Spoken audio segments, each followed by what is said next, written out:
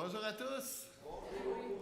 Une chance qu'on a encore quelques adultes. Quand les enfants partent, ça fait tout un vide. On parlait ensemble avec Émile comment la semaine passée, on était remplis de joie pour tout ce monde-là. Non, on va attendre parce qu'il y a quelqu'un qui va lire le passage. Et c'est bon? Et j'ai dit, on se prépare pour faire une deuxième célébration. Donc, quand ça va être plein, on en fait une autre. On ne va pas se laisser arrêter par ça. Alors, on continue notre étude du livre des Actes et j'inviterai ma petite sœur à venir faire la lecture de notre passage de ce matin. Ouvrez vos Bibles dans Actes chapitre 14.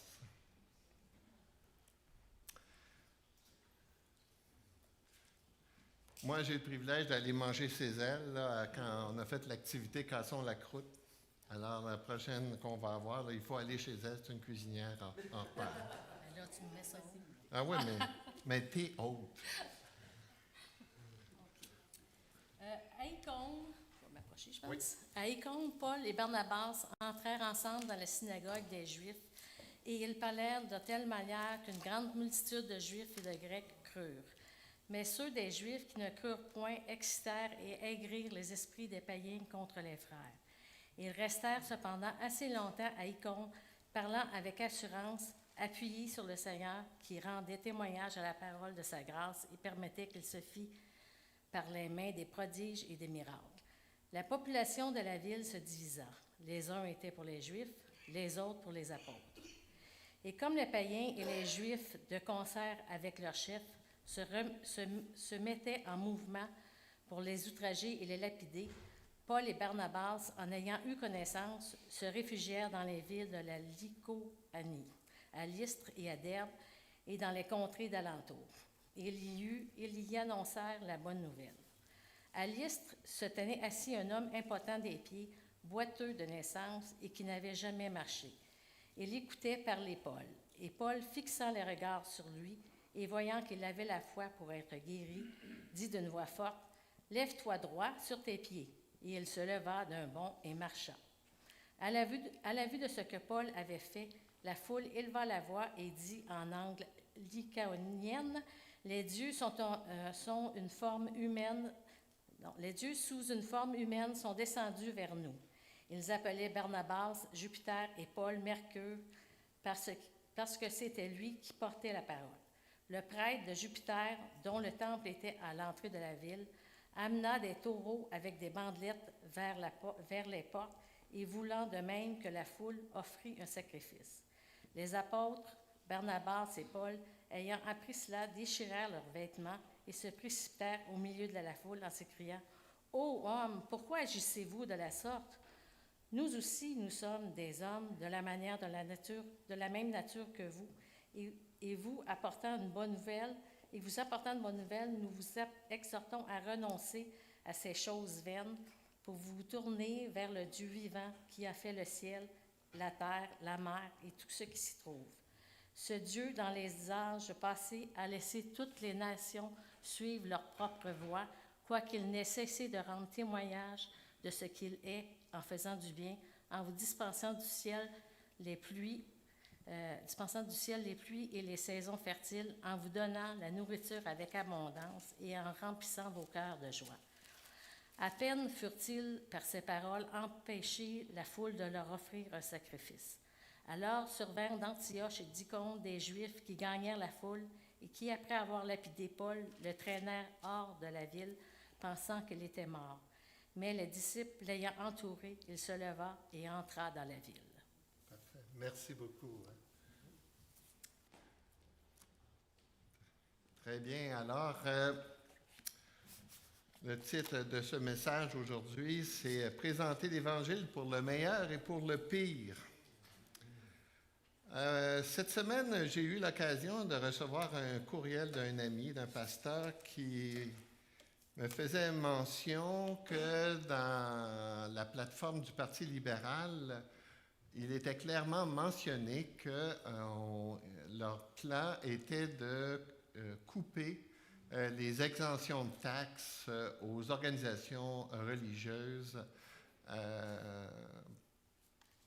Puis la plupart de ces gens-là qui font cette démarche-là, souvent est une démarche politique, dans le sens qu'ils savent qu'ils ont une certaine forme de popularité dans la population pour faire cette démarche-là, mais ça n'a aucun fondement scientifique de recherche. Je ne sais pas si j'ai déjà partagé ça avec vous, mais dans le passé, on a des organisations comme Cardus, qui c'est une organisation canadienne qui fait de la recherche et qui démontre hors de tout doute que les exemptions de taxes que les églises reçoivent, que les organisations religieuses reçoivent, la société reçoit en plus grand nombre les bénéfices. Autrement dit, de vouloir éliminer l'Église, d'éliminer les organisations religieuses, ça aurait un tort incommensurable sur la société.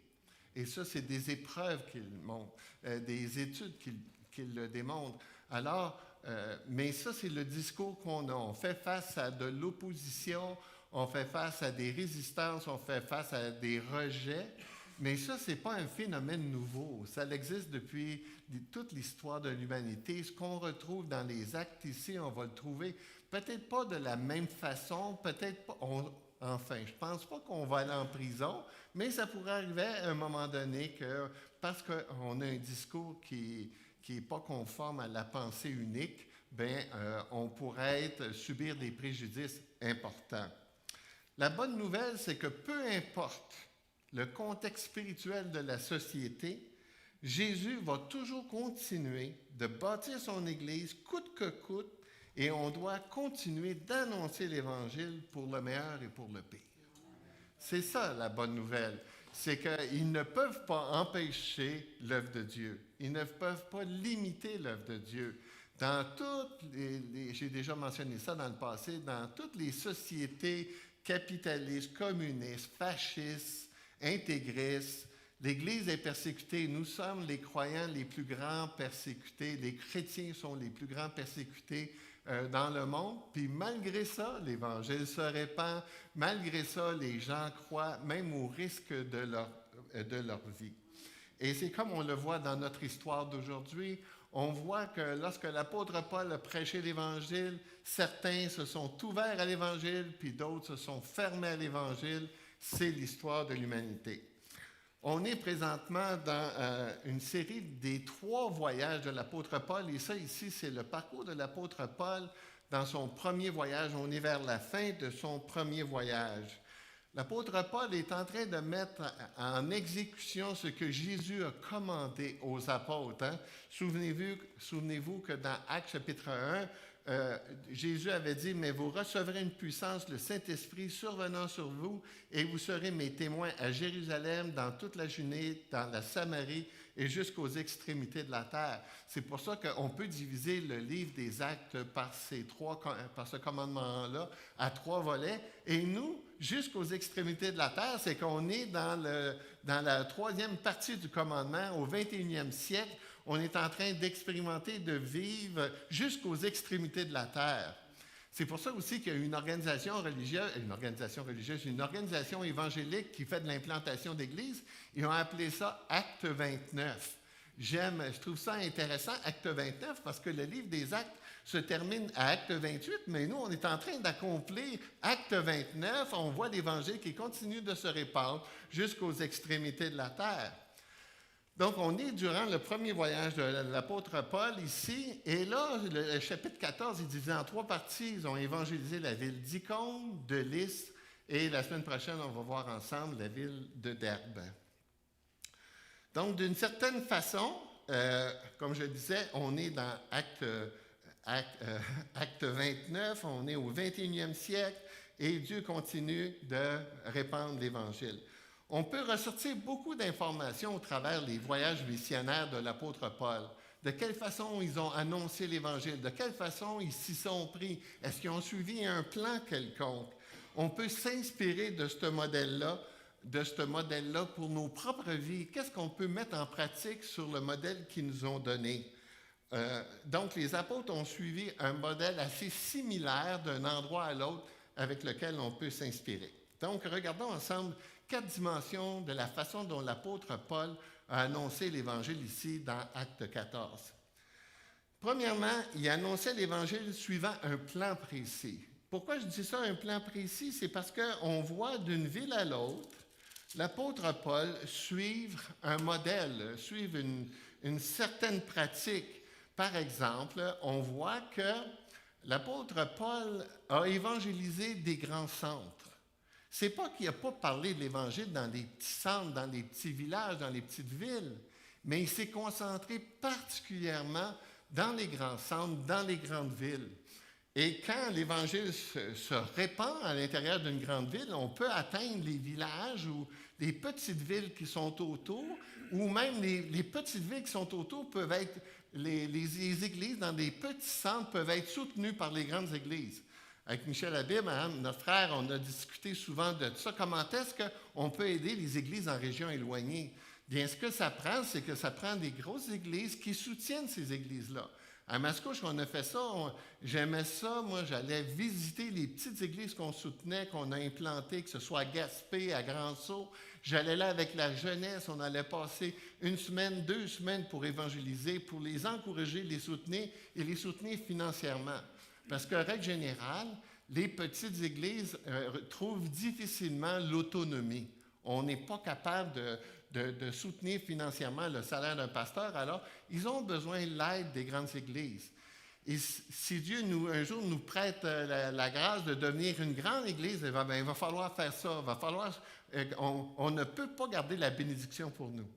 Quand Dieu nous bénit d'une manière quelconque, que ce soit dans nos dons spirituels, que ce soit financièrement, on a toujours la responsabilité.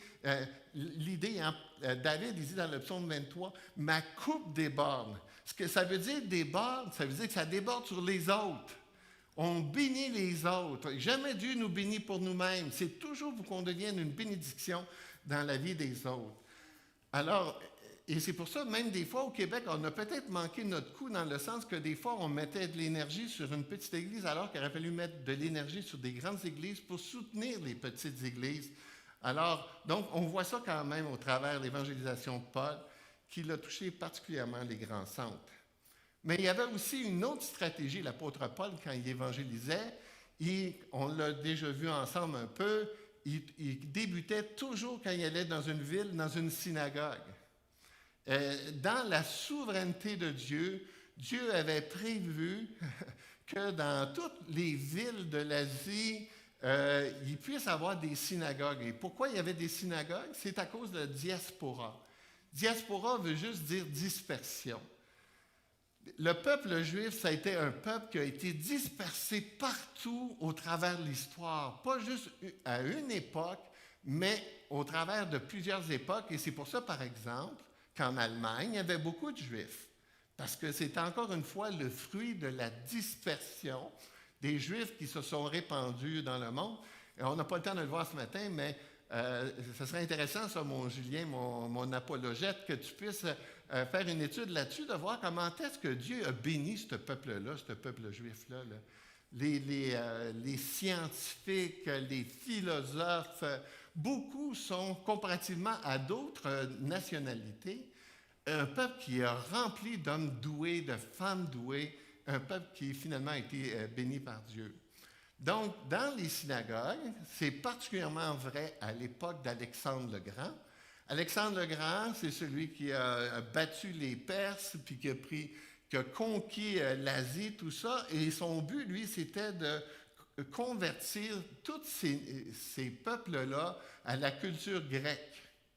Et dans chacune de ces villes-là, pour être capable de convaincre, ce qu'il faisait, c'est qu'il donnait des terrains, il donnait des territoires pour que les gens puissent s'installer, pour que les gens puissent influencer les autres peuples. Et beaucoup de Juifs comme ça ont eu des terres qu'ils ont eu possession et dans lesquelles, dans ces villes-là, ils ont débuté des synagogues. Et qu'est-ce que l'apôtre fait? D'une manière réfléchie, il va premièrement visiter ces synagogues. Et pourquoi je soulève ça, c'est que je pense qu'on n'évangélise pas toujours de la même façon. On doit tenir compte des contextes, on doit tenir compte des sociétés. Par exemple, il y a eu une époque, j'ai connu un peu cette époque-là, où on faisait du porte-à-porte. Et c'était bien vu de faire du porte-à-porte. C'était pas problématique. Les gens te recevaient. Aujourd'hui, faire du porte-à-porte, c'est une autre histoire. Mais même encore là, si vous allez et vous vivez à Montréal-Nord, puis vous faites du porte-à-porte, les portes vont s'ouvrir. Hein? C'est ce que l'Église de Montréal-Nord, avec Jackie Charpentier, a expérimenté, c'est qu'elle était surprise de voir comment est-ce que les gens étaient ouverts à l'Évangile, comment est-ce que les gens se convertissaient. Pourquoi? C'est que la majorité de ces gens-là étaient des immigrants. Et les immigrants n'avaient pas de problème avec ça, quelqu'un qui faisait du porte-à-porte. Donc, dans ce contexte-là, le porte-à-porte, c'est excellent. Maintenant, faire du porte-à-porte à Mascouche, c'est une autre histoire. J'ai fait du porte-à-porte à Mascouche. Hein? Et encore une fois, comme on va le voir au travers de ce texte-là, il y a toujours des gens ouverts et des gens fermés. Dans la même maison, il y a des gens ouverts et des gens fermés. Je fais du porte-à-porte avec mes 2 compagnons, puis là, on rentre, puis là, on parle avec le mari qui est ouvert à l'Évangile. Tout d'un coup, la femme arrive dans la cuisine, puis là, elle réalise qui on est. Elle dit « Sortez d'ici! » OK? Et là, elle a claqué la porte. Et me faire claquer la porte, c'est arrivé souvent. Donc, est-ce que c'est pas qu'il ne faut pas le faire, mais est-ce que c'est la meilleure façon de partager l'Évangile? Je pense qu'il faut réfléchir. Il faut réfléchir pour savoir comment est-ce qu'à Deux-Montagnes, on va partager l'Évangile. Quels seraient les outils, la meilleure façon de partager l'Évangile à Deux-Montagnes? J'ai déjà eu à quelques reprises parler avec certains d'entre vous. On a une belle école juste en face ici, là. On n'a pas besoin de réfléchir longtemps pour comprendre que cette école-là, que ceux qui vont à cette école-là, que le personnel qui va à cette école-là, que les parents qui visitent cette école-là, c'est un de nos champs missionnaires importants. Comment est-ce que, comme Église, on peut développer nos stratégies d'évangélisation pour atteindre ces gens-là? À tous les jours, ils viennent, ils stationnent ici devant l'Église. C'est répétitif. On est content de les accueillir. Et là, je vais même jusqu'à oser dire, j'étais dans une conférence il y a 2 ans, puis une des stratégies de cette église-là qu'ils ont fait, ils ont parti une petite garderie pour accueillir les enfants de l'école. Avant et après. Vous savez, quand les parents peuvent pas arriver, ils doivent arriver très tôt ou ils arrivent tard. Puis là, service de garde. Bon, merci. C'est ça qui était l'idée. Alors, faire un service de garde ici, est-ce que vous pensez que ça serait quelque chose de voir où on va partager? On ne dit pas nécessairement qu'on va parler de Dieu, mais qu'on va parler de l'amour, des fruits de l'esprit, qu'on va... Alors, il faut tenir compte du contexte, il faut réfléchir sur la façon dont on va présenter l'Évangile, parce qu'eux, Paul faisait d'une manière réfléchie son évangélisation. Deuxièmement, on voit, ils annonçaient clairement l'Évangile. Autrement dit, quand on regarde le texte, on voit à plusieurs reprises qu'il parle, qu'il dit des choses, qu'il révèle le plan de Dieu, qu'il révèle l'Évangile. Et il le fait, mais il le fait, vous allez voir, il ne le fait pas toujours tout de suite. Qu'est-ce qu'il fait, règle générale, tout de suite? Il fait des miracles. Il fait des guérisons. Ce qu'on peut voir, c'est que ce que Dieu il fait, il utilise les miracles pour 2 raisons. La première, pourquoi il utilise les miracles, on le voit particulièrement durant la vie du ministère de Jésus, pour enseigner une vérité. Hein? Jésus multipliait le pain. C'est quoi la vérité qu'il va enseigner à ça? Le pain de vie. Quand Jésus ressuscite Lazare, qu'est-ce qu'il enseigne? Qu'il est la résurrection et la vie. Quand il guérit un aveugle, qu'est-ce que Jésus enseigne? La lumière du monde. Donc, il y a souvent une vérité pédagogique avec les miracles que Jésus fait. Mais la deuxième raison pour laquelle il utilise les miracles, c'est dans un but d'attirer l'attention. Parce que Jésus avait dit ceci, mais ils s'en allèrent prêchant partout et le Seigneur travaillait avec eux et confirmait la parole par les miracles qui l'accompagnaient. Les miracles, à cette époque-là, étaient particulièrement utiles pour confirmer si la personne venait de Dieu ou non. Et même, par exemple, les ennemis de Jésus posent la question à Jésus, « Quel signe nous montres-tu pour savoir que tu es de Dieu? » Il y avait deux choses. Premièrement, il avait fait déjà plein de signes, plein de miracles. Donc, il était arrogant quand il pose cette question-là. Mais derrière cette question-là, il y a quand même une vérité.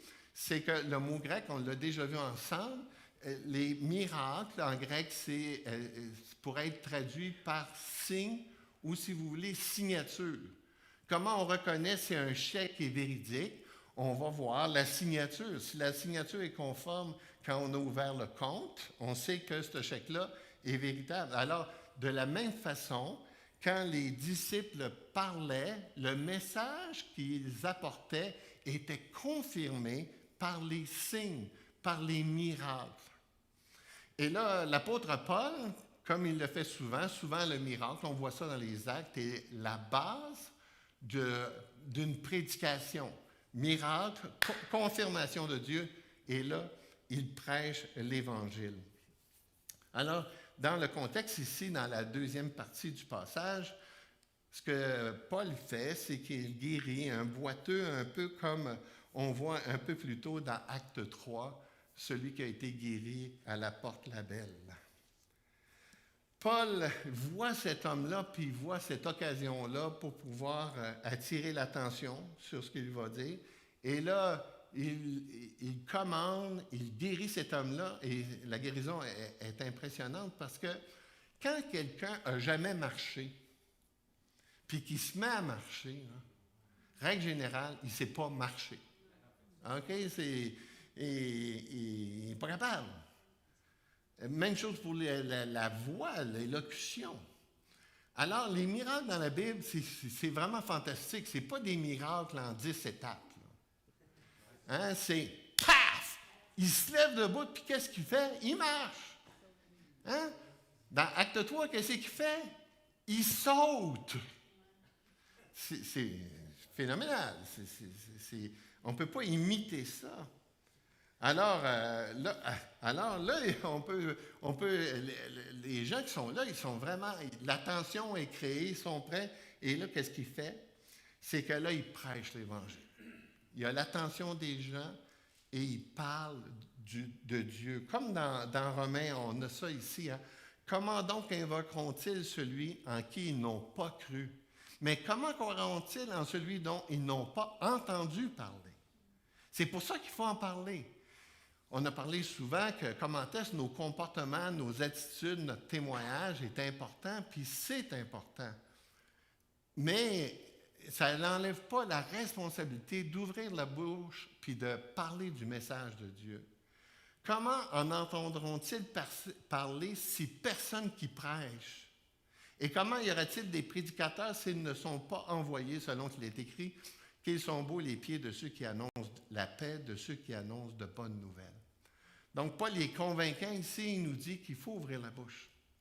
Notre témoignage physique n'est pas suffisant, il faut être capable de parler du message de Dieu. Ça parle de l'impact de nos paroles, de notre discours.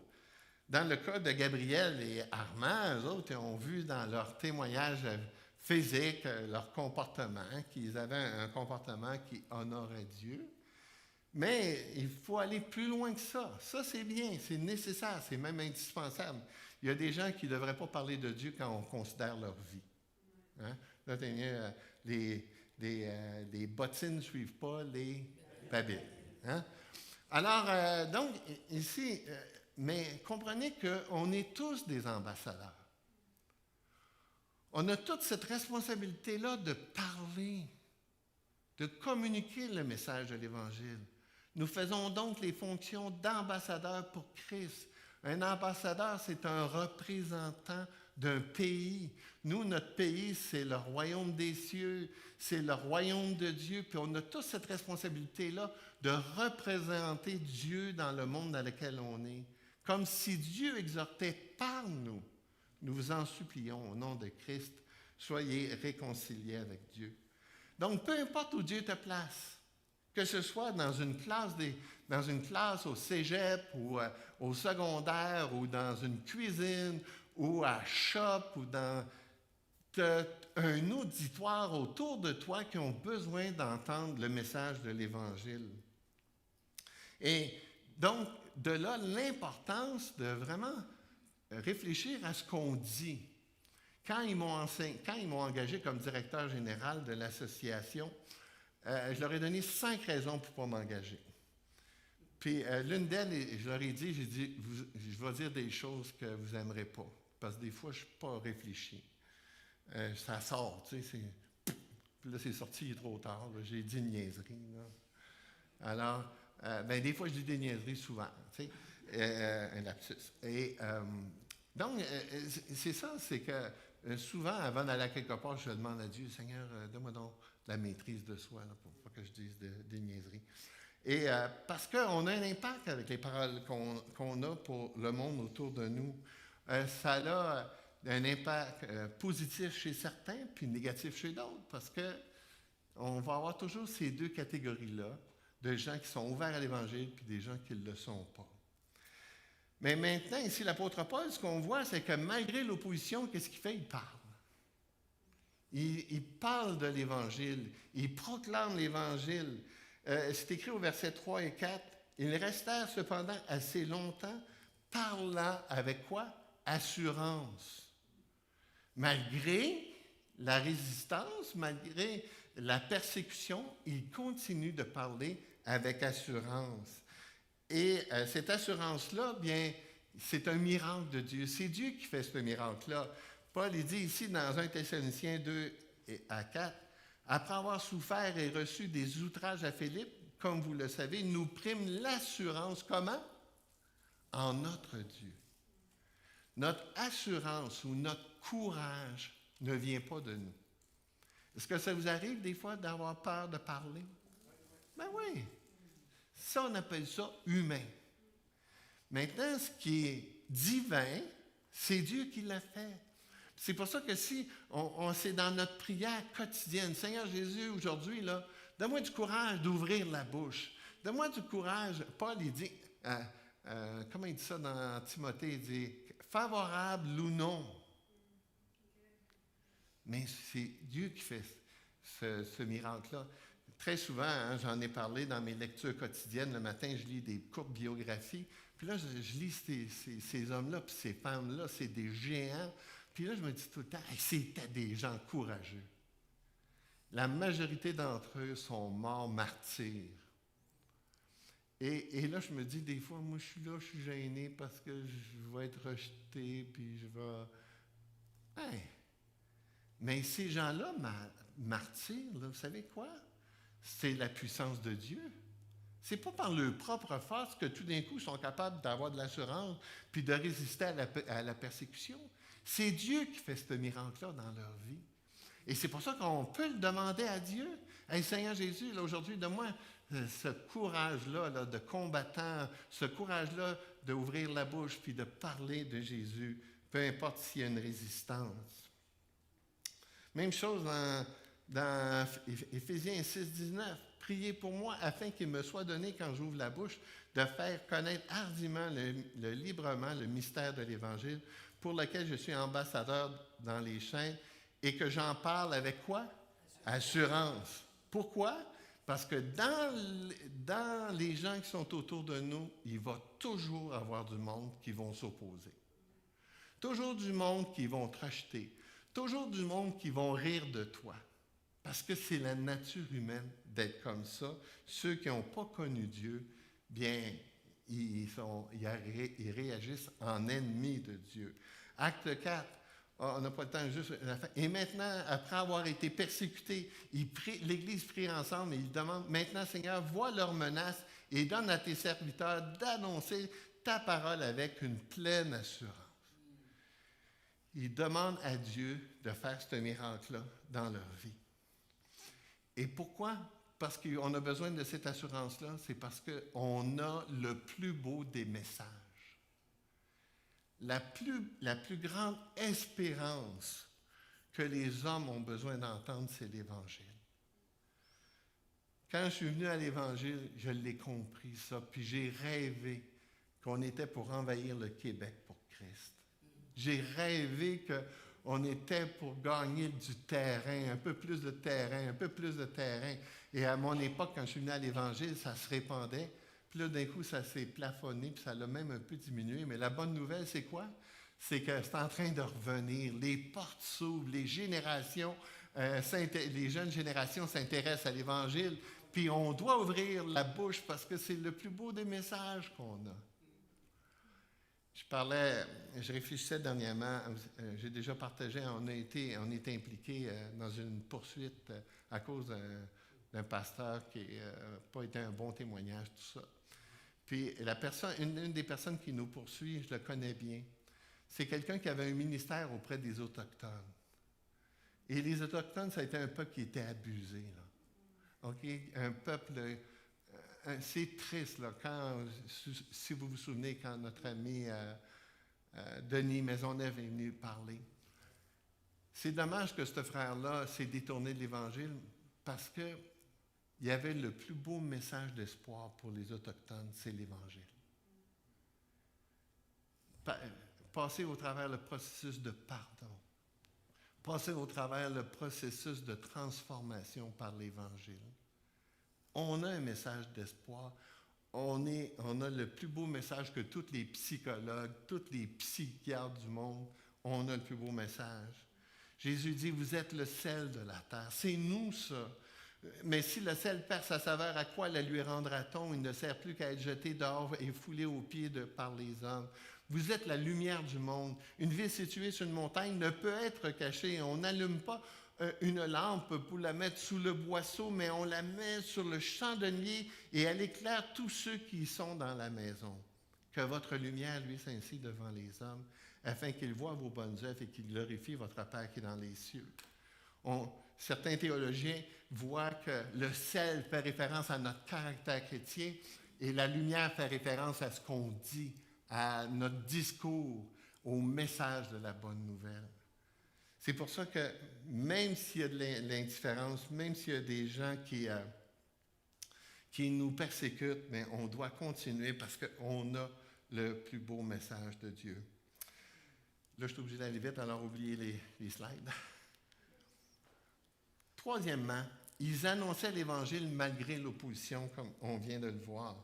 L'auditoire était divisé en deux groupes. Il y avait, comme dans Acte 13, la même chose. Des gens qui sont ouverts à l'Évangile, puis des gens qui sont fermés à l'Évangile. La bonne nouvelle, c'est qu'il va toujours y avoir du monde ouvert à l'Évangile. C'est ce qu'on appelle des rendez-vous divins. C'est Dieu qui prépare les cœurs. Pensez-vous que moi, là, je cherchais Dieu quand je suis venu à l'Évangile? C'est un de mes amis qui m'a parlé de l'Évangile, puis écoute, tout d'un coup, je m'intéresse à l'Évangile. Comment vous expliquez ça? C'est divin. C'est Dieu qui l'a fait, c'est Dieu qui a... c'est ça que tu as prié, Armand, que les écailles de nos yeux ont tombé. C'est Dieu qui rouvre l'intelligence, alors les gens s'intéressent à l'Évangile. Ça, c'est la bonne nouvelle. La mauvaise nouvelle, c'est qu'il y a des gens qui ne vont pas s'intéresser à l'Évangile et qui ils vont nous rendre la vie difficile. Mais l'apôtre Paul, lui, il dit, mais je ne fais pour moi-même aucun cas de ma vie comme si elle m'était précieuse, pourvu que j'accomplisse ma course avec joie et le ministère que j'ai reçu du Seigneur Jésus d'annoncer la bonne nouvelle de la grâce de Dieu. Aucun cas de ma vie.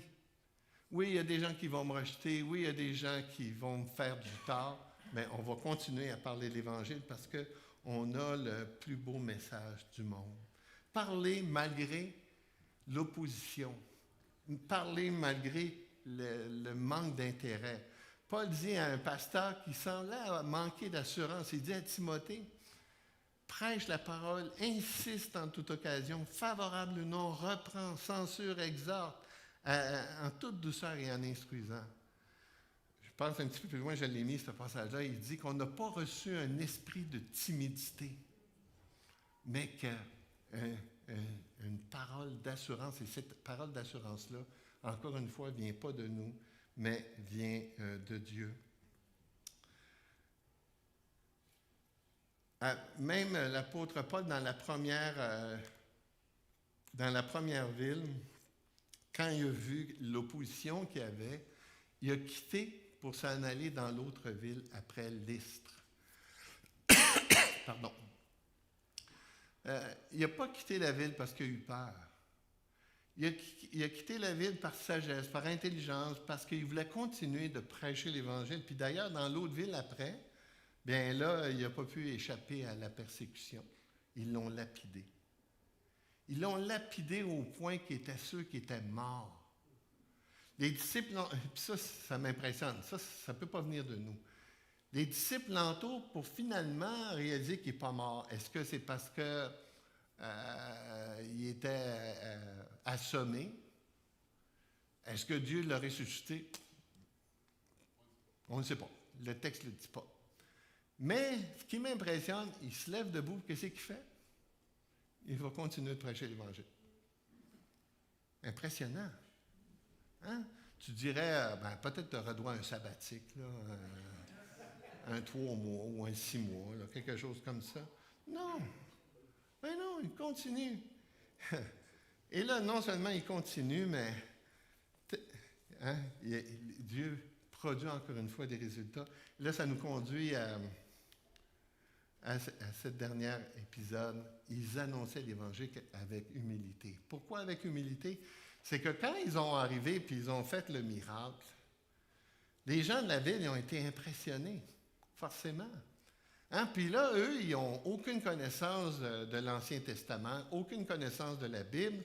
Et là, ils vont avec leurs fausses croyances, leurs idoles. Puis là, c'est pour ça qu'ils l'appellent Mercure, Jupiter. Puis là, ils veulent faire un sacrifice en leur honneur. Puis là, ça pourrait être un terrain fertile pour l'orgueil, ça, de voir quelqu'un qui a du succès, fait des miracles.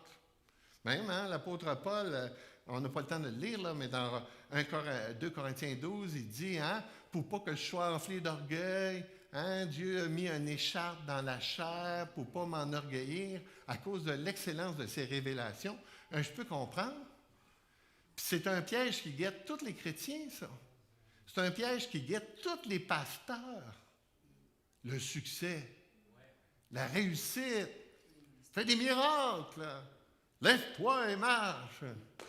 Hein? Ou encore, tu prêches, là, puis la foule. Puis il y a bien des serviteurs de Dieu qui ont tombé dans ces pièges de l'orgueil-là. Mais l'apôtre Paul était conscient que ça ne venait pas de lui. Et là, qu'est-ce qu'il fait? Il tourne tout de suite les regards vers Dieu. Il conduit les gens, son message de l'Évangile, puis là, il prêche l'Évangile, puis encore une fois, il prêche l'Évangile en tenant compte du contexte. Pourquoi du contexte?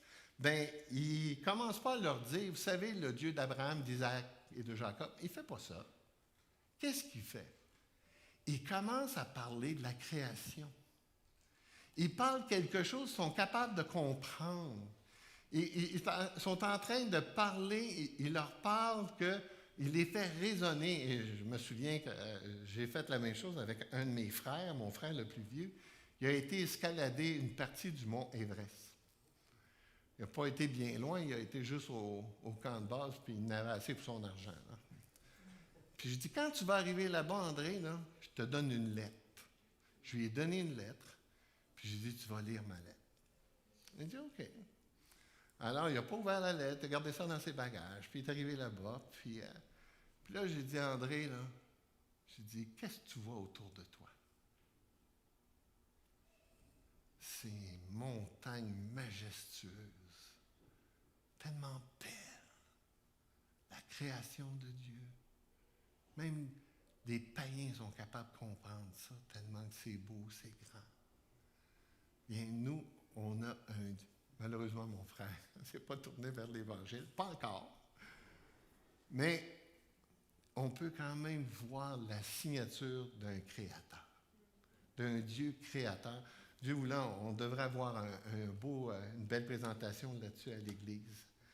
Dieu parle au travers de la création. Donc, ce que l'apôtre Paul fait, c'est qu'il tourne les regards, pas vers lui-même, mais vers Dieu. Il leur parle de Dieu, il leur parle de la création, parce qu'il sait que la nature humaine, la flatter,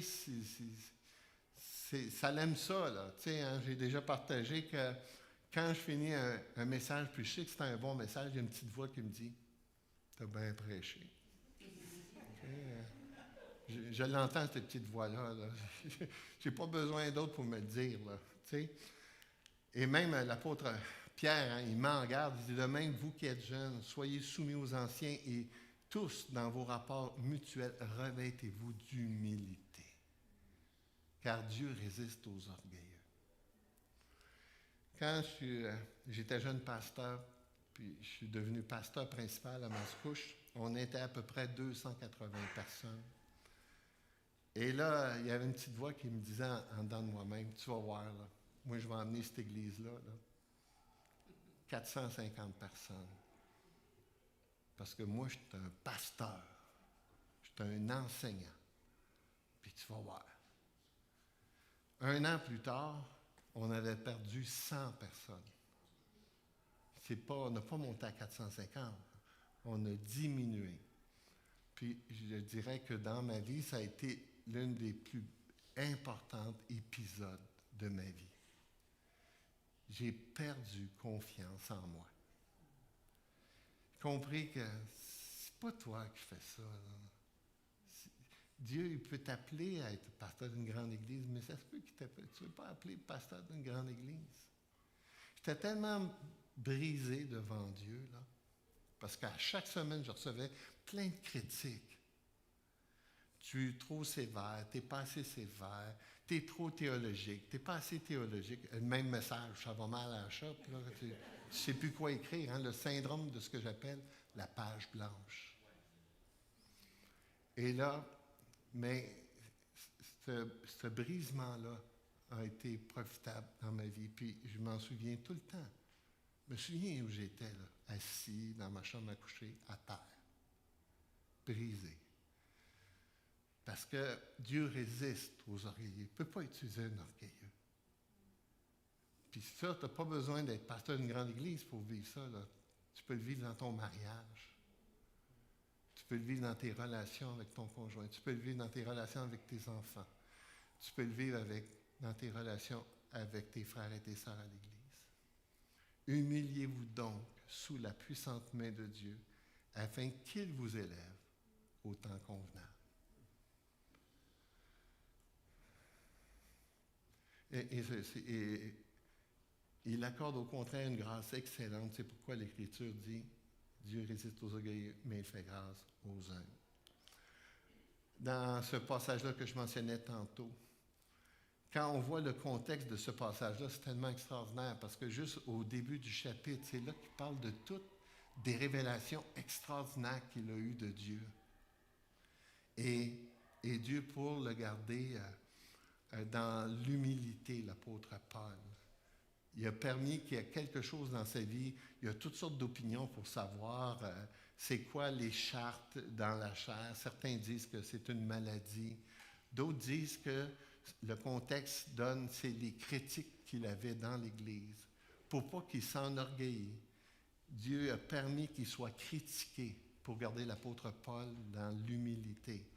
C'est alors qu'à la fin, il a compris que c'est pourquoi je me plais dans les faiblesses, dans les outrages, dans les calamités, dans les persécutions, dans les détresses, pour Christ. Car quand je suis faible, c'est alors que je suis fort. Parce que son assurance, son courage, sa capacité de faire des miracles, sa capacité de prêcher, tout ça, ça ne venait pas de lui, mais de Dieu.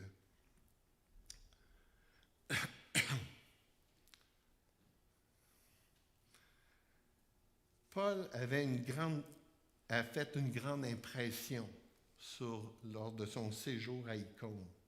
Cette impression-là nous est rapportée dans une description de sa personne conservée depuis 2 siècles. Il nous donne une description de l'apôtre Paul et c'est un dénommé Onésiphorus. Tu sais, moi aussi, j'ai de la misère à dire les mots. Il dit ceci, il dit, il fait référence à l'apôtre Paul, il dit à un homme de petite taille, avec des sourcils tellement gros qu'ils se croisaient, avec un nez plutôt grand, chauve, boiteux, costaud, plein de grâce. Quelquefois, il ressemblait à un homme, et à d'autres moments, son visage était celui d'un ange. C'est l'apôtre Paul. Paul, c'était pas un Apollon. C'était pas un beau prédicateur. C'était un homme qui aimait Dieu, puis qui dépendait de Dieu. Puis qu'est-ce que Dieu a fait? Bien, il l'a utilisé. Et c'est pour ça que Dieu aussi veut nous utiliser dans nos vies. Nous aussi, on a la même responsabilité de l'apôtre Paul. On n'a pas besoin d'être des champions, on a juste besoin de dépendre de Dieu, de trouver notre sécurité en Dieu, de trouver notre assurance en Dieu, afin d'être capable de prêcher l'Évangile quand ça va bien, quand ça va mal, pardonner ceux qui nous persécutent, annoncer l'Évangile malgré tout. Le verset de la semaine, nous faisons donc les fonctions d'ambassadeurs pour Christ, comme si Dieu exhortait par nous. Nous vous en supplions au nom de Christ. Soyez réconciliés avec Dieu. Nous avons cette responsabilité d'ouvrir la bouche quand ça va bien, quand ça va mal. Je vous invite samedi prochain à vous joindre à moi de 9h à 1h30 samedi prochain pour participer à la journée de jeûne et prière de notre mouvement de prière 24/7. Ça fait 7 ans que ça existe. On a, pendant 24 heures, on a toujours quelqu'un qui prie à quelque part pour le réveil au Québec. Et on a un groupe ici à l'Église qui se réunit une fois par mois pour prier pour le réveil au Québec, pour que Dieu rouvre des portes. Et samedi prochain, bien, c'est en ligne. Vous pouvez suivre en ligne ou vous pouvez suivre en présentiel pendant que je vais être ici à l'Église de 9h à 13h30. Mais vous pouvez vous joindre à un autre groupe pendant la nuit. Il y aura toujours un groupe qui va être en vigile, en train de prier durant la nuit pendant 24 heures pour le réveil au Québec. Alors, vous sentez-vous devenir libre de venir prier avec moi? Prions. Seigneur Jésus, merci pour ce modèle, ce géant de l'apôtre Paul et Barnabas, combien ils sont inspirants. Puis Jésus, on veut suivre leur exemple. On veut premièrement se tenir tout proche de toi parce que tout ce qu'ils ont accompli, cette œuvre impressionnante, c'est le fruit de ta puissance dans leur vie. Je te demande, Seigneur Jésus, de tout mon cœur, de nous donner de l'assurance, de nous donner du courage pour ouvrir la bouche, pour partager le plus beau, le plus merveilleux des messages. C'est ce que notre société a besoin d'entendre, particulièrement au travers de ces temps incertains que nous vivons depuis quelques mois. Seigneur Jésus, parle au travers de nous, dans ton nom précieux. Amen.